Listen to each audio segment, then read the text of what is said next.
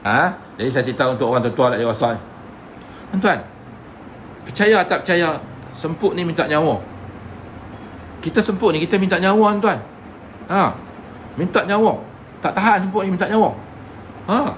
Orang yang tak lalui, orang yang tak tengok tak tahu. Orang semput ni tuan-tuan, kita tengok dia macam nak mati. Saya pernah jaga dulu arwah Wan Pin. Saya tengok dia macam nak mati, tapi tak mati pun. Tapi mati juga lah dia kena. Kan? Nampak minta nyawa, teruk sangat sampai kena hantar pergi hospital, ambil bor gas. Kan? Jadi kalau tuan-tuan tengok petua semput ni banyak sangat dan macam-macam ada yang cerita tentang semput. Sampai suruh telan anak tikus pada. Anak tikus yang merah tu telan macam tu pada. Tuan-tuan percaya tak kata tuan-tuan? Sampai macam tu petua pada orang buat. Kenapa semput? Tapi Cina buat. Cina ni dia ambil tu, dia telan tu, dia minum samsu. Tu untuk petua, tu pemahaman petua semput. Tu Cina. Kita tak boleh buatlah benda tu haram. Betul tak? Kita tak buatlah benda tu haram. Biar mati tak apa. Daripada kita makan benda yang haram, kita mati kerana benda haram. Tak tak. Biar kita mati tak apa. Kan? Daripada tu. Tapi kepercayaan macam tu sekali tuan-tuan. Ada yang kata semput ni cari anak burung layang-layang. Telan anak burung layang. Ada kata makan anak burung merpati. Ada kata makan anak burung merpati. Sembelih anak burung merpati makan. Kenapa buat semput? Macam-macam petua yang tuan-tuan dengar. Telinga Melising. Nanti cerita tentang telinga Melising. Macam-macam petua yang kita dengar. Sampai kadang-kadang kita rasa orang sanggup buat. Kenapa? Kerana nak hidup ya. Kerana nak hidup sanggup buat. Kan? Tapi kalau tanya saya kan, Allah jangan tak payah buat lah benda pelik-pelik. Tak payah buat benda pelik. Ada setengah semput tuan-tuan. Tapi kata apa? Tembak kijang. Ambil kulit kijang, bakar, minum. Biasa dengar tak tu? Bakar kulit kijang. Spek baru. Tembak kijang, ambil kulit kijang, bakar. Betul, ada kata makan hati unta. Hati unta. Kita kalau pergi Mekah tu kan, di Arab tu kita jumpa mana hati unta jual.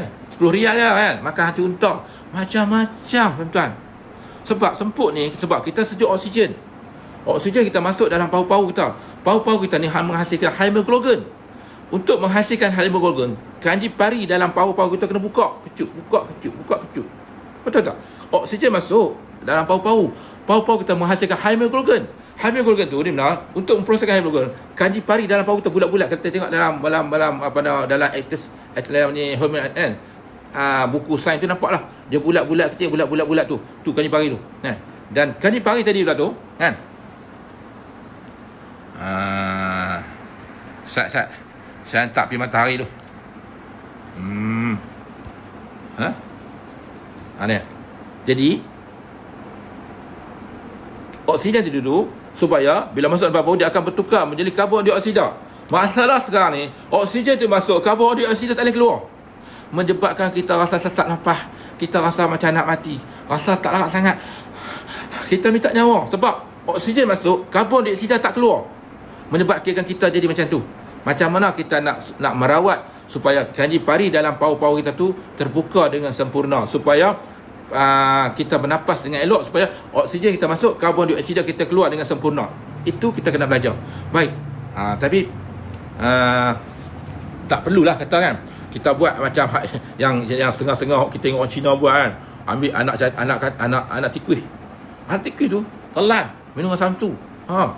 Kita tengok pun geli lah. Macam tu tadi.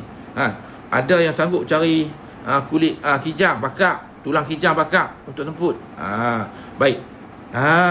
Ambil telur petua saya. Petua saya cerita tentang herba aja. Saya cerita tentang herba saja untuk petua saya. Boleh tuan-tuan dengar. Dan petua saya pun mudah sangat-sangat. Tuan-tuan tak perlu risau nak pening kepala, sebab saya rasa ramai yang cuba dan alhamdulillah banyak berjaya tuan-tuan, banyak berjaya untuk orang semput. Boleh tuan-tuan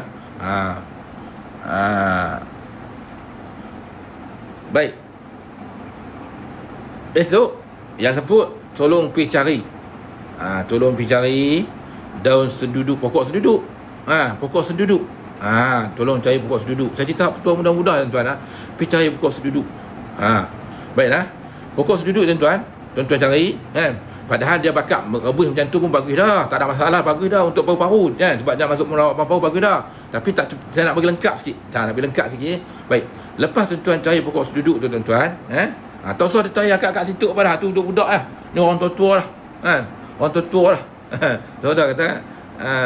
Tak kisah kalau apa, kalau putih ke, kalau ungu ke, kalau apa pun tak kisah. Kan? Kan? Boleh lah? Faham? Apa color tak kisah? Tuan-tuan tak? Duduk tuan-tuan.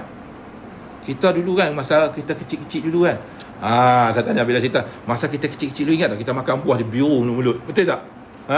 Kan kita makan buah dia kan. Kita makan buah dia masak, bunga masak. Kita makan buah dia biru mulut. Lepas tu kita kepok batang kan. Kita makan batang hujung-hujung manis-manis. Biasa tak? Siapa biasa kenal? Siapa biasa tanya? Siapa biasa lalu benda ni? Saya betul. Biru mulut tu. Orang muda zaman lah dia tak tahu. Betul tak? Orang zaman lah ni dia tak tahu. Boleh makan buah tu biru mulut-mulut. Tapi dulu kita buat. Dulu kita lalui benda tu kan. Seronok. Batang dia pula kita buat batang terbih. Batang tu kita potong-potong cantik, buat batang lastik, batang terbih. Betul tak? Batang dah tu. Batang kita cari batang cantik, potong-potong buat batang terbih. Batang lastik. Dulu. Zaman dulu tak macam budak zaman lah. Zaman dulu lastik di atas kepala. Zaman dulu kan buat terbih, lastik orang bagi terbih kan. Letak atas kepala, bawa kat tengkok. Bawa kat kepala. Betul tak betul? Siapa pernah buat saya tanya? Lastik tu, terbih tu buat atas kepala, tidak gantung kat tengkok. Siapa biasa buat? Saya tanya.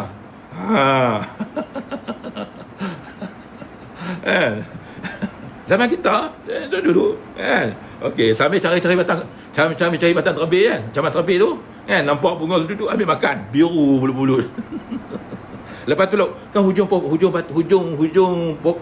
pucuk tu kan, kita lembut, kita koyak makan manis, rasa manis-manis kelat kan. Tu batang tu. Itulah zaman dia.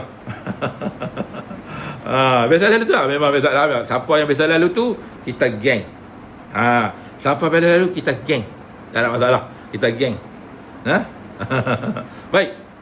Dengar ni. Selepas tu, kan, kita sebenarnya kita nak merawat paru-paru kita, cuci bagi bersih. Nak merawat paru-paru kita, cuci bagi bersih, yang lemak, yang belendir-belendir, yang mana yang ada tu lekat tu, nak keluarkan dia. Kan?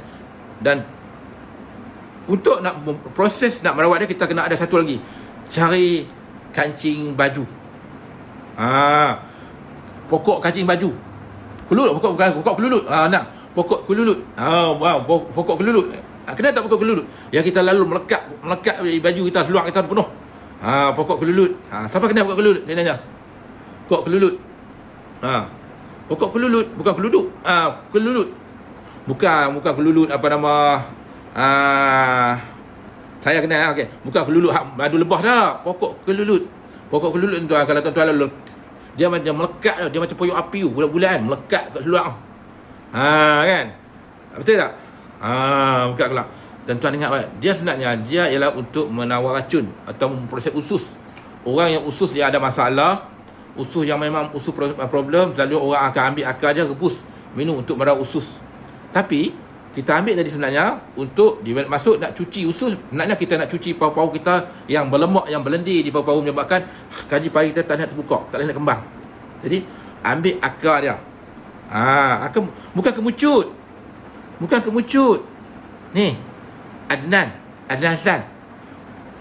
Bukan kemucut tau. Kemucut zaman dulu budak-budak dia ambil kemucut makan. Betul tak? Masa muda-muda dulu, budak orang kan dia suka ambil kemucut gigit. Betul tak? Jangan buat tau.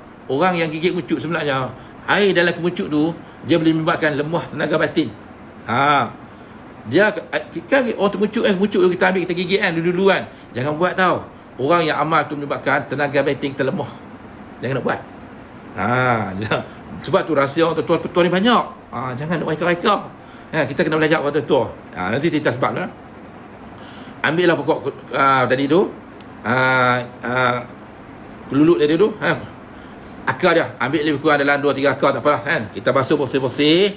Potong kan. Elok-elok. Masuk dalam periuk. Kemudian tu ambil daun senduduk kan. Lebih kurang dalam 1 cekak. Basuh bersih-bersih. Takut ada ulat apa semua. Masuk dalam periuk. Air kita ambil lebih kurang dalam lebih kurang dalam 500 ml. Air dalam 500 ml Kita rebus. Kita rebus sampai mendidih. Betul-betul selalu ada kat tanah betul. Selalu ada kat tanah saya. Ya, pokok tu memang banyak kat tanah saya. Pokok tu memang, kalau tuan-tuan pergi kat tanah saya, pokok tu cukup banyak. Kadang-kadang kan, saya panggil budak-budak kerja saya, tolak pakai excavator kan. Nak cabut pun payah pokok tu. Okey, lepas tu bila mendidih, tunggu sampai suam-suam kuku. Tuan-tuan selawat, bismillah, tuan-tuan minum. Minum tuan-tuan, satu hari tuan-tuan buat 3 kali tak apa tuan-tuan. 3 kali pun tak apa. Kan? Satu hari 3 kali tak apa. Muda 10 tahun. Ya, saya muda 10 tahun. Hilang umur 50 lebih lah. Tinggallah 30-an. Tinggal 30-an. Saya tak larat nak cuba pokok tu. Memang tak larat aca pun dia tumbuh sendiri. Tapi tuan-tuan, dia ada satu penawar sebenarnya. Dia merawat kita yang ada masalah seperti mana yang sebutkan tadi. 30-an. Dan dia tanya, dia kata saya 30-an. Saya pun 30-an lah. Kan? Boleh? Faham dah? Okey dah? Faham dah? Okey, habis. Habis cerita untuk penyakit anxiety. Dengar baik-baik. Kalau saya